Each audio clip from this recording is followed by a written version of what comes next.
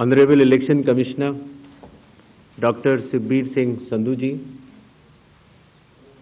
Honorable Election Commissioner Dr. Vivek Joshi जी, चुनाव आयोग के वरिष्ठ अधिकारीगण और मीडिया के मेरे दोस्तों,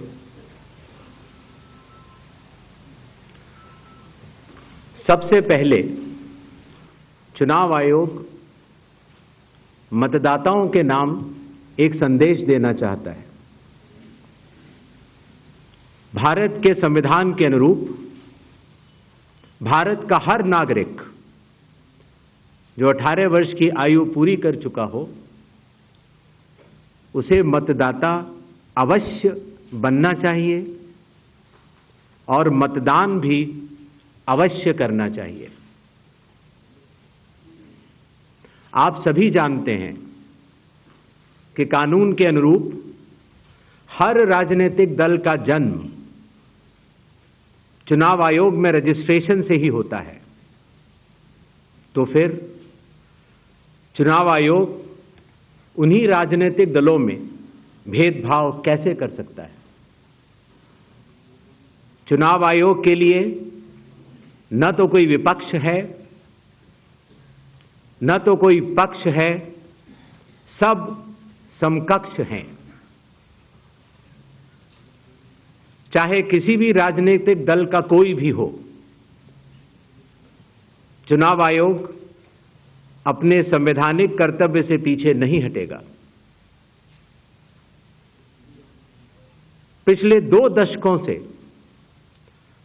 लगभग सभी राजनीतिक दल मतदाता सूची में त्रुटियों के सुधार के लिए मांग करते रहे हैं और इसी मांग को पूरा करने के लिए ही चुनाव आयोग ने गहन पुनरीक्षण अर्थात स्पेशल इंटेंसिव रिवीजन SIR की शुरुआत बिहार से की है।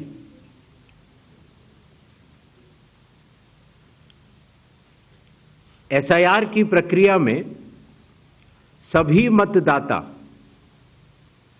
बूथ लेवल ऑफिसर्स और सभी राजनीतिक दलों द्वारा नामित 1.6 लाख BLAs ने मिलकर एक प्रारूप सूची तैयार की है।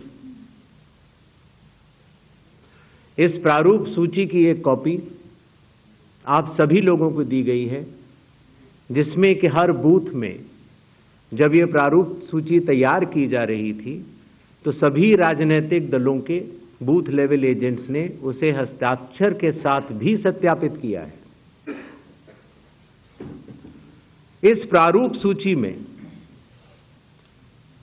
त्रुटियां हटाने के लिए एक बार फिर निर्धारित समय परिधि में सभी मतदाता और राजनीतिक दल मिलकर अपना बहुमूल्य योगदान दे रहे हैं। विगत आंकड़ों के अनुसार स्वयं मतदाताओं ने लगभग 28,370 ऐसे क्लेम्स एंड ऑब्जेक्शंस दिए हैं और जो मतदाता 1 जुलाई को 18 वर्ष की आयु पूरी कर चुके हैं या 1 अक्टूबर को 18 वर्ष की आयु पूरे करने वाले हैं, ऐसे 1,03,703 मतदाताओं ने भी अपना आवेदन फॉर्म 6 और डिक्लेरेशन के साथ किया है।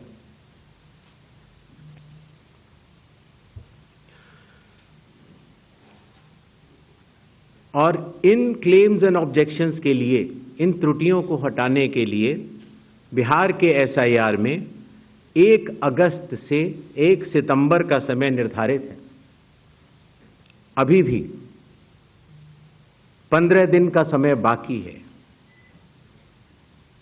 चुनाव आयोग सभी राजनीतिक दलों को उनके द्वारा नामित बूथ लेवल एजेंट्स को, नेशनल लेवल पॉलिटिकल पार्टीज को, स्टेट लेवल पॉलिटिकल पार्टीज को आह्वान करता है कि आने वाले 15 दिनों में जो भी प्रारूप मतदाता सूची उनको दी गई है उसमें अगर कोई भी त्रुटि हो तो उसको प्रिस्क्राइब्ड फॉर्म के तहत जमा करें। चुनाव आयोग के दरवाजे हमेशा सबके लिए समान रूप से खुले हुए हैं। जमीनी स्तर पर सभी मतदाता, सभी राजनीतिक दल और सभी बूथ लेवल ऑफिसर्स मिलकर एक पारदर्शी तरीके से कार्य कर रहे हैं, सत्यापित भी कर रहे हैं, हस्ताक्षर भी कर रहे हैं और वीडियो टेस्टिमोनियल्स भी दे रहे हैं। यह एक गंभीर चिंता का विषय है कि राजनीतिक दलों के जिला अध्यक्षों और उनके द्वारा नामित बीएलएस के ये सत्यापित दस्तावेज, टेस्टिमोनियल्स, उनकी आवाज, उनके स्वयं के राज्य स्तर के या राष्ट्रीय स्तर के नेताओं तक या तो पहुंच नहीं पा रही है और या फिर जमीनी सच को नजरअंदाज करते हुए भ्रम फैलाने की कोशिश की जा रही है। सत्य तो यह है कि कदम से कदम मिलाकर सभी स्टेक होल्डर्स बिहार के एसआईआर को पूर्ण रूप से सफल बनाने के लिए कटिबद्ध हैं, प्रयत्न कर रहे हैं और कठिन परिश्रम कर रहे हैं। जब बिहार के 7 करोड़ से भी अधिक मतदाता चुनाव आयोग के साथ खड़े हैं तो न तो चुनाव आयोग की साख पर कोई प्रश्न चिन्ह खड़ा हो सकता है और न ही मतदाताओं की साख पर। कानून के अनुसार अगर समय रहते मतदाता सूचियों में त्रुटियां साझा न की जाएं, मतदाता द्वारा अपना प्रत्याशी चुनने के 45 डेज के भीतर माननीय उच्च न्यायालय में चुनाव याचिका दायर न की जाए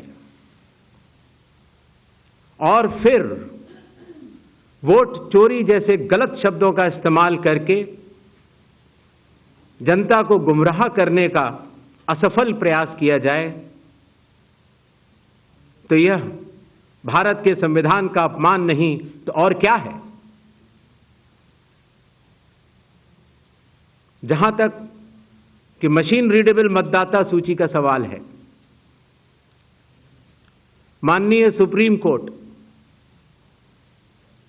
2019 में ही कह चुका है कि यह मतदाता की निजता का हनन हो सकता है। Voter privacy can be breached. हमने कुछ दिन पहले देखा कि कई मतदाताओं की फोटो उनकी अनुमति के बिना मीडिया के समक्ष रखी गई, उनके ऊपर आरोप लगाए गए, उनका इस्तेमाल किया गया। क्या अपनी माताओं, बहुओं, बेटियों सहित किसी भी मतदाता की सीसीटीवी वीडियो चुनाव आयोग को साझा करनी चाहिए क्या? मतदाता सूची में जिसका नाम होता है वही अपने प्रत्याशी को चयनित करने के लिए वोट डालता है। लोकसभा के चुनाव की प्रक्रिया में 1 करोड़ से भी अधिक कर्मचारी, 10 लाख से भी अधिक बूथ लेवल एजेंट्स, 20 लाख से भी अधिक प्रत्याशियों के पोलिंग एजेंट्स चुनाव के लिए कार्य करते हैं। इतने सारे लोगों के समक्ष इतनी पारदर्शी प्रक्रिया में क्या कोई भी मतदाता वोट की चोरी कर सकता है? कुछ मतदाताओं द्वारा दोहरे मतदान के आरोप लगाए गए। सबूत मांगने पर जवाब नहीं मिला। ऐसे मिथ्या आरोपों से न तो चुनाव आयोग डरता है और न ही कोई मतदाता। जब चुनाव आयोग के कंधे पर बंदूक रखकर भारत के मतदाताओं को निशाना बनाकर राजनीति की जा रही हो, तो आज चुनाव आयोग सबको स्पष्ट करना चाहता है कि चुनाव आयोग निडरता के साथ सभी गरीब, अमीर, बुजुर्ग, महिला, युवा सहित सभी वर्गों और सभी धर्मों के मतदाताओं के साथ बिना किसी भेदभाव के चट्टान की तरह खड़ा था, खड़ा है और खड़ा रहेगा। जय हिंद, जय Bharat. 80. I'm coming, sir. We have enough time, sir. 80.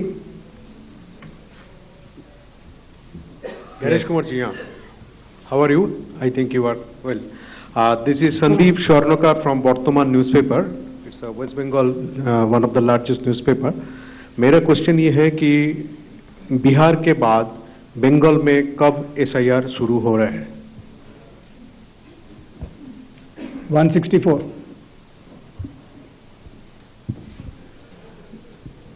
Sir Neeraj हूँ, न्यूज 18 इंडिया से, नेटवर्क 18 से। हमारा सवाल है कि स्पेशल समरी रिवीजन सालाना तौर पे होता है हर साल, तो SIR की ज़रूरत आपको कौन सा मतदाता सूची दोनों प्रक्रिया से अलग मिलेगा, हम ये जानना चाह रहे हैं। और एक सप्लीमेंट्री सवाल है इसी के साथ कि आपने कहा कि कुछ पॉलिटिकल पार्टीज के नेता भ्रम फैलाने की कोशिश कर रहे हैं। उनका ये भी कहना है, राहुल गांधी की मैं बात कर रहा हूँ, थोड़ी देर पहले उन्होंने कहा है क्यों उन्हीं से शपथ पत्र सिर्फ मांगा जा रहा है, दूसरे लोग, दूसरी पार्टी के लोग जो सवाल कर रहे हैं उनसे क्यों नहीं? तो इन 5 सवालों को पहले ले लेते हैं।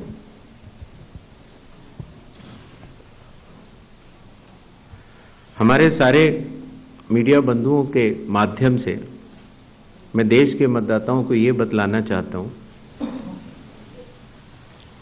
कि जब भी मतदाता सूची का रिवीजन होता है तो उसकी प्रक्रिया वही होती है जो मैंने आपको अभी शुरू में बताई। अर्थात सबसे पहले बूथ लेवल ऑफिसर्स और BLAs, राजनीतिक दलों के BLAs मिलकर एक ड्राफ्ट तैयार करते हैं और उसके बाद सभी राजनीतिक दलों को और उसी असेंबली कॉन्स्टिट्यूएंसी के मतदाताओं को यह अधिकार होता है कि वो उसमें त्रुटियां सुधारने के लिए आवेदन कर सके।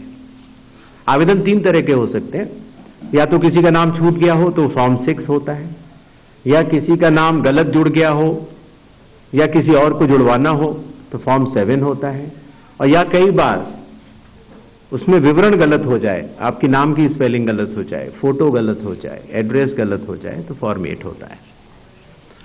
तो ये क्लेम्स एंड ऑब्जेक्शंस का जो पीरियड होता है ये बहुत महत्वपूर्ण होता है और इसमें सभी राजनीतिक दलों की भागीदारी और मतदाताओं की भागीदारी भी आवश्यक होती है। जब ये सारे क्लेम्स एंड ऑब्जेक्शंस आ जाते हैं तो उसके बाद जो उस इलाके का SDM होता है, जिसको कई जगहों पर इलेक्टोरल रजिस्ट्रेशन ऑफिसर भी बोलते हैं, जो कि स्टेट गवर्नमेंट का एक अधिकारी होता है, वो उस पर एक निर्णय लेता है और निर्णय करने के बाद एक अंतिम सूची का प्रकाशन करता है। ये प्रक्रिया में आप सारे, आपके माध्यम से सभी मतदाताओं को बताना चाहता हूं, जिससे कि उन्हें भी सनद रहे कि पूरी प्रक्रिया होती क्या है। तो एक बार जब SDM की तरफ से अंतिम सूची प्रकाशित कर दी जाती है, और याद रहे कि प्रारूप अर्थात ड्राफ्ट सूची भी पॉलिटिकल पार्टी से शेयर की जाती है और अंतिम सूची भी पॉलिटिकल पार्टी से शेयर की जाती है, और आजकल चूंकि तकनीकी का जमाना है तो वेबसाइट पर भी इलेक्शन कमीशन की ये अवेलेबल होती है।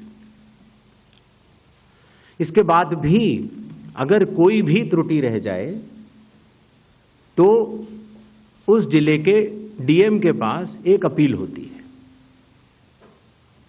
और अगर डीएम से भी उस त्रुटि का समाधान न निकले तो उसके ऊपर उस प्रदेश के चीफ इलेक्टोरल ऑफिसर के पास एक अपील होती है। जो अंतिम सूची प्रकाशित हो जाती है उसके ऊपर हो जाते हैं चुनाव।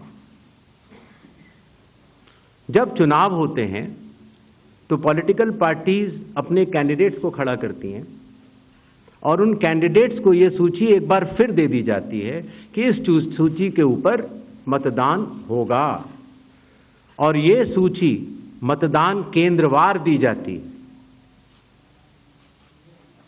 इस प्रक्रिया के बाद जब चुनावी मतदान होता है तो मतदान केंद्र के अंदर हर प्रत्याशी को यह अधिकार होता है कि वो पोलिंग एजेंट्स को नामित करे, और वही सूची पोलिंग एजेंट्स के पास भी होती है। तो उदाहरण के तौर पर जब हमारा कोई मतदाता जब मतदान करने जाता है तो पोलिंग एजेंट्स देखते हैं, और अगर कोई गलत व्यक्ति जा रहा है या कोई 2 बार जा रहा है तो उसके ऊपर ऑब्जेक्शन भी कर सकते हैं। मतदान प्रक्रिया समाप्त होने के बाद मतगणना होती है, और मतगणना के बाद रिटर्निंग ऑफिसर रिजल्ट्स डिक्लेयर कर देते हैं। यह एक डिसेंट्रलाइज्ड कंस्ट्रक्ट है।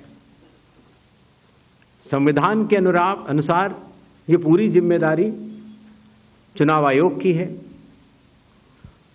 लेकिन लोक प्रतिनिधित्व कानून के तहत चुनाव आयोग तो एक छोटा सा 800 लोगों का एक समूह है, तो लोक प्रतिनिधित्व कानून के तहत चीफ इलेक्टोरल ऑफिसर, हर जिले का डिस्ट्रिक्ट कलेक्टर, जिसको डिस्ट्रिक्ट इलेक्टोरल ऑफिसर भी कहा जाता है, हर असेंबली कॉन्स्टिट्यूएंसी का इलेक्टोरल रजिस्ट्रेशन ऑफिसर जो कि एसडीएम भी होता है, बूथ लेवल ऑफिसर्स, ये सभी के सभी सिर्फ इसी काम के लिए चुनाव आयोग के पास डेपुटेशन पर भी रहते हैं, सिर्फ मतदाता सूची और मतदान कराने के लिए। तो जब रिटर्निंग ऑफिसर रिजल्ट डिक्लेयर कर देता है, उसके बाद भी कानून में प्राविधान है कि आप 45 डेज के अंदर आप उच्च न्यायालय जाकर एक चुनावी याचिका दायर कर सकते हैं और चुनाव को चैलेंज कर सकते हैं। जब यह प्रक्रिया 45 दिन समाप्त हो जाते हैं, उसके बाद इस तरह के निराधार आरोप लगाना, चाहे वो केरल हो, चाहे वो कर्नाटक हो, चाहे वो बिहार हो, जब 45 दिन चुनाव के बाद पूर्ण हो चुके हैं और किसी भी दल को, किसी भी कैंडिडेट को कोई भी गलती नजर नहीं आई, तो आज इतने दिनों के बाद इस तरह के निराधार आरोप लगाना, उनका उद्देश्य क्या है, ये सारे मतदाता और देश की जनता पूरा समझती है। जहां तक स्पेशल इंटेंसिव रिवीजन की जरूरत क्यों पड़ी, और स्पेशल इंटेंसिव रिवीजन में और नॉर्मल जो रिवीजन हर साल होता है, दोनों में क्या फर्क है, ये बहुत अहम सवाल है। पिछले 20 सालों में हर साल रिवीजन होता रहा, और जो एनुअल रिवीजन होता है उसमें साधारण तौर से एब्सेंटी, शिफ्टेड और एक जिसे कहते हैं कि एक रैंडम तरीके से उसका रिवीजन कर लिया जाता है। जब पिछले 20 सालों से इंटेंसिव रिवीजन नहीं हुआ, हालांकि पहले होते थे, अभी तक भारत में 10 से ज्यादा बार स्पेशल इंटेंसिव रिवीजन हो चुके हैं, और स्पेशल इंटेंसिव रिवीजन की खासियत ये होती है कि मतदाता सूची को, इलेक्टोरल रोल को टोटली मैक्सिमम प्योरीफाई करने के लिए एक इन्यूमरेशन फॉर्म भरा जाता है, और हर मतदाता उसको जब भर के देता है तो उसका नाम मतदाता सूची में फ्रेश, एकदम नए तरीके से सूची बनाई जाती है। और ये इंटेंसिव रिवीजन इसलिए भी आवश्यक हो गया, एक तो सभी राजनीतिक दलों की लगातार शिकायतें आती जाती हैं कि साहब वहाँ पर वोट बढ़ गए, वहाँ पर वोट कट गए, इन लोगों का वोट सही बना, इन लोगों का वोट गलत बना। साथ ही साथ समय के साथ कई लोग जो गांव में रहते थे, जहाँ पर उनका वोट था, वो शहर में आ गए, उनका वोट गांव में रह गया, और जब वो शहर में आए तो वोट कटवाने की प्रक्रिया की भी अपनी कानूनी जटिलताएं हैं, तो उनका वोट गांव में भी रह गया, शहर में भी हो गया। और आजकल आपको पता है, जैसे जैसे भारत का विकास होता जा रहा है, वैसे वैसे लोग शहर छोड़ के भी दूसरे शहरों में भी जाते हैं। मुझे आशा है कि जितने हमारे मीडिया बंधु हैं वो भी शायद किसी न किसी दूसरे शहर को छोड़ के यहाँ पर आए होंगे, तो जब वो यहाँ रहने लग जाते हैं तो उनका वोट यहाँ भी बन जाता है। तो इस तरह से करते करते एक व्यक्ति के जाने या अनजाने में कई जगह वोट रह गए।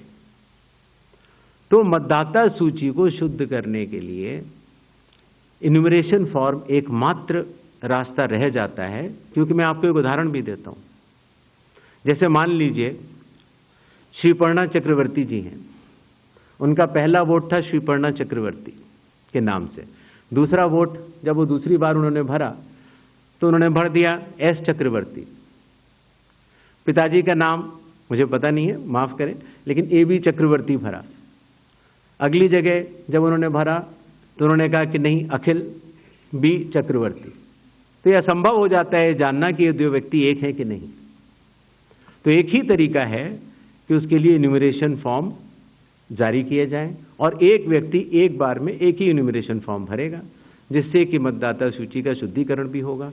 अगर उनका नाम गलत लिख गया है तो वो भी वो सही कर सकते हैं, अगर उनकी फोटो ठीक नहीं है तो वो भी सही कर सकते हैं, अगर उनका पता ठीक नहीं है, माता पिता का नाम ठीक नहीं है तो वो भी ठीक कर सकते हैं। तो ये रही SIR की आवश्यकता। SIR में डोर टू डोर जाना पड़ता है।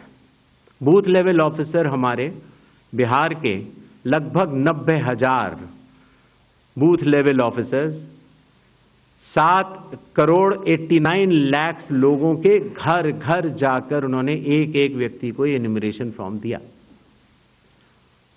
जो लोग मृत पाए गए या जो लोग घर पे नहीं थे, जो पड़ोसियों ने कहा या उनके घर वालों ने कहा कि ये परमानेंटली शिफ्ट हो गए हैं, या जिन लोगों ने कहा कि नहीं साहब मैं तो पहले ही दूसरी जगह इन्यूमरेशन फॉर्म भर चुका हूं, अर्थात उसका नाम 2 जगह था, ऐसे लोगों के फॉर्म वापस नहीं मिले और 7,24,00,000 फॉर्म वापस मिले 30 दिन के अंदर।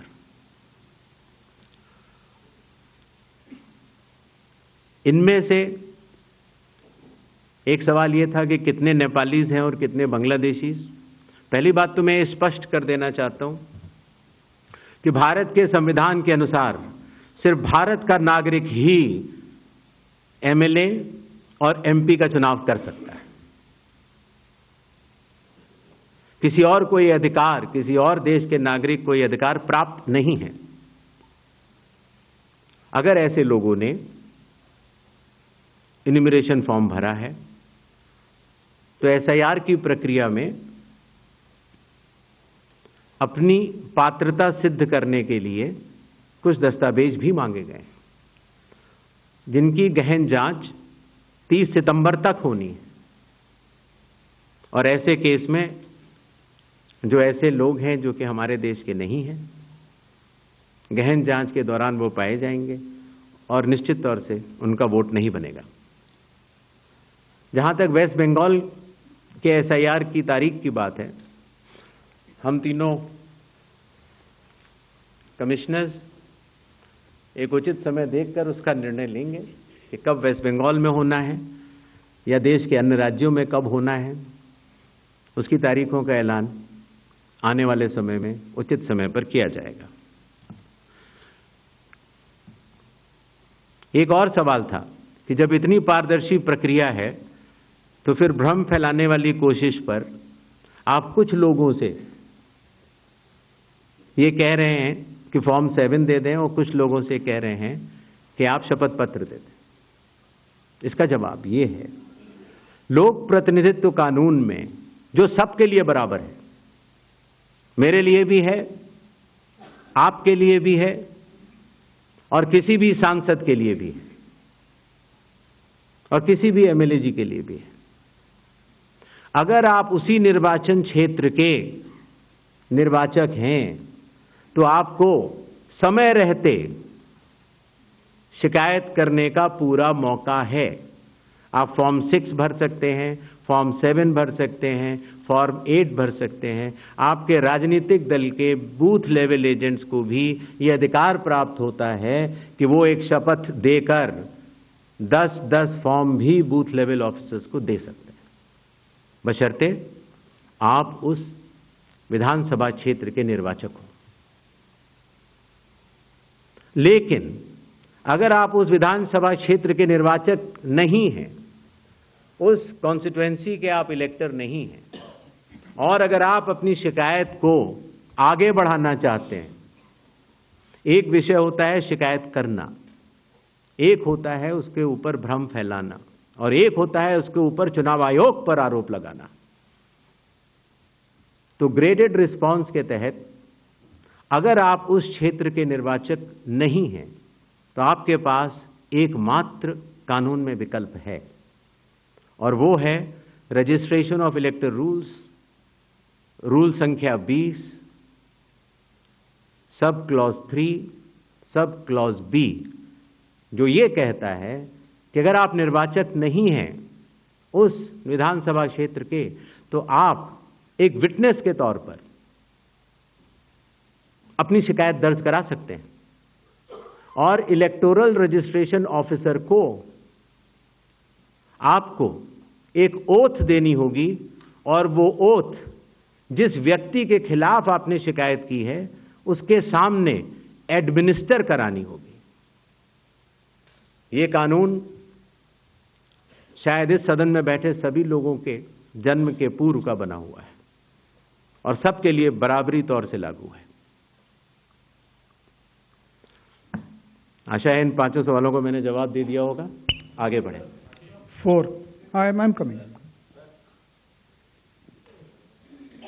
Hi, sir. Please, I'll come to you, no problem. Hi, sir. Vrinda from Hindustan Times. Yes. So first question is that initially when the draft electoral rolls were uploaded on the website, these were machine readable and searchable as well. The size was smaller, the pictures were clearer. But soon after Rahul Gandhi's press conference, the rolls were updated and they were changed into non-machine readable, non-searchable, low quality pictures. So was that because a lot of searches were being conducted in these rolls? And secondly, why is the dual epic ID issue there in Bihar, despite the commission saying back in May that, we have resolved it across the country? 76. Sir, मैं मुकेश कौशिक हूँ दैनिक भास्कर से। Sir, आपने देखा होगा कि Rahul Gandhi leader of opposition ने central Bengaluru की constituency के तहकीकात की और ढेर सारे आरोप लगाए। उनका कहना था कि फेक सस्पिशियस वोटर बन रहे हैं, मैनिपुलेटेड हैं, मास एडिशन हुए हैं। इसके 2-3 दिन बाद ही बीजेपी के पावरफुल लीडर अनुराग ठाकुर जी ने प्रेस कॉन्फ्रेंस की और उन्होंने कहा कि उनके पास कंक्रीट प्रूफ हैं कि कंक्रीट प्रूफ है इस बात के कि lakhs of suspicious voters, duplicate voters, fake addresses, age manipulation, mass addition have been found in Wayanad, Raebareli and other constituencies.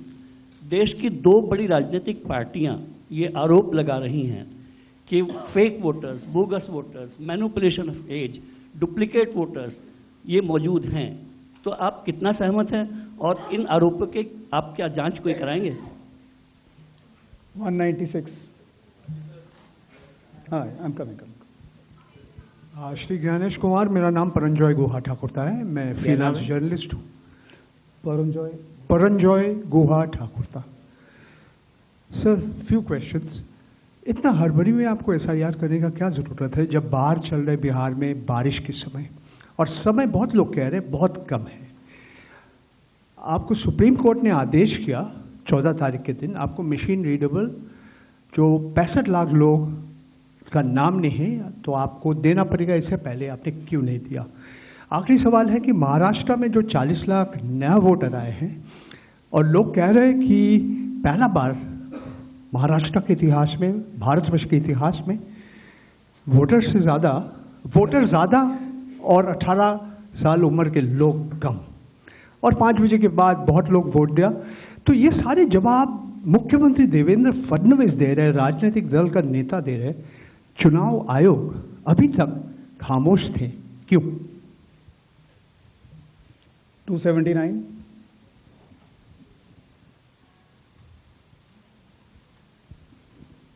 Sir, मैं पीयूष पांडे हूं, TV9 भारतवर्ष से। मेरा सवाल ये है कि AI और डीप फेक जैसे तकनीकी खतरे भी मंडरा रहे हैं, राजनीतिक दल उसका प्रयोग भी कर रहे हैं। क्या चुनाव आयोग के पास इस पर शिकंजा कसने के लिए कोई कानूनी प्रावधान है, और क्या इसको लेकर के कोई कदम उठाया जा रहा है? दूसरा एक सवाल मेरा ये है कि सुप्रीम कोर्ट ने जब आदेश दिया तब चुनाव आयोग 65 लाख हटाए गए वोटरों की सूची जारी करने की दिशा में काम कर रहा है। क्यों राजनीतिक दलों के कहने पर पहले ऐसा नहीं किया गया? 147. We'll start the next round. Sir मैं गौरव श्रीवास्तव, टाइम्स नाउ भारत से। मेरा सवाल ये है सर कि चूंकि हम लोग चुनाव आयोग भी देखते हैं, सुप्रीम कोर्ट में सुनवाई भी देखते हैं, बार बार ये सवाल उठा, और जिस बात को आप कह रहे हैं कि भारत का संविधान कहता है कि भारत का नागरिक ही वोट डाल सकता है, लेकिन भारत के नागरिक ही वोट डाले और चुनाव आयोग नागरिकता तय करे के बीच की जो एक पतली सी रेखा है, उसको लेकर जो कानूनी लड़ाई है वो कैसे सुलझने वाली है? और दूसरा ये कि जो ये बार बार विवाद आता है कि वोटर लिस्ट जो है वो सर्चेबल हो, फिर उसमें एक जैसे कई नाम है, क्या ऐसी कोई प्रक्रिया या आधार को लेकर जो चर्चा है कि अगर आधार से लिंक कर दिया जाए सिर्फ इस मकसद से कि एक व्यक्ति के पास दूसरा वोटर आईडी कार्ड न बनने पाए जब तक कि डेटाबेस में ऐसी जानकारी हो, इसके लिए आयोग क्या कदम उठा रहा है? ठीक, तो इन 5 अपने जर्नलिस्ट का मैं जवाब देता हूं।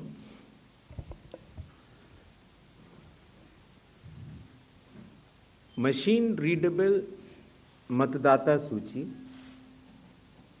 और सर्चेबल मतदाता सूची, दोनों में हमें अंतर समझना होगा। जो चुनाव आयोग की वेबसाइट में मतदाता सूची होती है, उसमें आप एपिक नंबर डाल के सर्च कर सकते हैं, डाउनलोड भी कर सकते हैं। इसको मशीन रीडेबल नहीं कहा जाता। मशीन रीडेबल के ऊपर मैंने आपको शुरुआती उसमें बताया था कि 2019 में माननीय सुप्रीम कोर्ट ने भी इस विषय का गहन अध्ययन किया और ये पाया कि मशीन रीडेबल इलेक्टोरल रोल देने से वोटर की प्राइवेसी का हनन हो सकता है। इसलिए मशीन रीडेबल एक अलग चीज़ है। जो मशीन रीडेबल का अर्थ होता है कि आप उस इलेक्टोरल रोल को पढ़ भी सकते हैं। उसमें अगर आपके पास कंप्यूटर पे वो सूची आ गई तो आप ये फ़ोटो उठा के दूसरी जगह भी डाल सकते हैं। अगर आपने एक व्यक्ति की फ़ोटो दूसरी जगह डाल दी और पलट दी तो वो व्यक्ति वोट ही नहीं कर पाएगा, क्योंकि जब वो वोट करने जाएगा तो उसका चेहरा नहीं मिलेगा। तो मशीन रीडेबल एक अलग चीज़ है, मशीन रीडेबल वर्जित है। तो उसको आप, और ये चुनाव आयोग का अकेला फैसला नहीं है, ये चुनाव आयोग का फैसला माननीय सुप्रीम कोर्ट के जजमेंट के बाद है और 2019 से है। तो मशीन रीडेबल अलग चीज़ हो गई और एक लिस्ट को सर्च करना वो एक अलग विषय हो गया। जब आप एक लिस्ट को सर्च करते हैं तो उसमें एक सवाल यह आया था कि डुप्लीकेट एपिक की समस्या चुनाव आयोग ने जब पहले सॉल्व कर ली तो इस तरह के डुप्लीकेट एपिक दोबारा कैसे आए। डुप्लीकेट एपिक दो तरीके से हो सकते हैं। एक कि एक व्यक्ति जो वेस्ट बंगाल में है, जो व्यक्ति अलग है, उसका एक एपिक नंबर है, और एक व्यक्ति जो हरियाणा में है उसका एपिक नंबर भी वही है। अर्थात एपिक नंबर 1 व्यक्ति 2। जब ये सवाल उठा लगभग मार्च 2025, जब हम लोगों ने उसके ऊपर चर्चा की और उसको हम लोगों ने पूरे देश भर में सुलझाया, लगभग ऐसे 3 लाख लोग मिले जिनकी एपिक संख्या 1 थी, तो उनकी एपिक संख्या बदल दी गई, जिससे एक ही एपिक से 2 लोग न हो, एक ही नंबर के 2 लोग न हो। दूसरी तरह की डुप्लीकेसी ऐसे आती है जब एक ही व्यक्ति का एक से ज्यादा जगह मतदाता सूची में नाम हो और उसका एपिक नंबर अलग हो, अर्थात व्यक्ति एक, एपिक अनेक। पहली वाली स्थिति ये थी एपिक एक, व्यक्ति अनेक। तो एपिक एक, व्यक्ति अनेक की समस्या तो चुनाव आयोग ने पहले सुलझा ली, लेकिन जब ये विषय आया कि एक ही व्यक्ति और उसके कई एपिक्स हैं, तो कुछ केसेस में जब शिकायत आई तो हम लोगों ने तहकीकात की, तो ये समझ में आया कि जो व्यक्ति, जैसे मैंने आपको बताया था कि अगर वो गांव में रहता था तो वहां उसका एक जगह नाम था, फिर वो शहर में आया, फिर वो वहां से चलते चलते दिल्ली या बंबई पहुंच गया और उसने अपना पुराना नाम डिलीट नहीं कराया। पहले ये संभव नहीं था।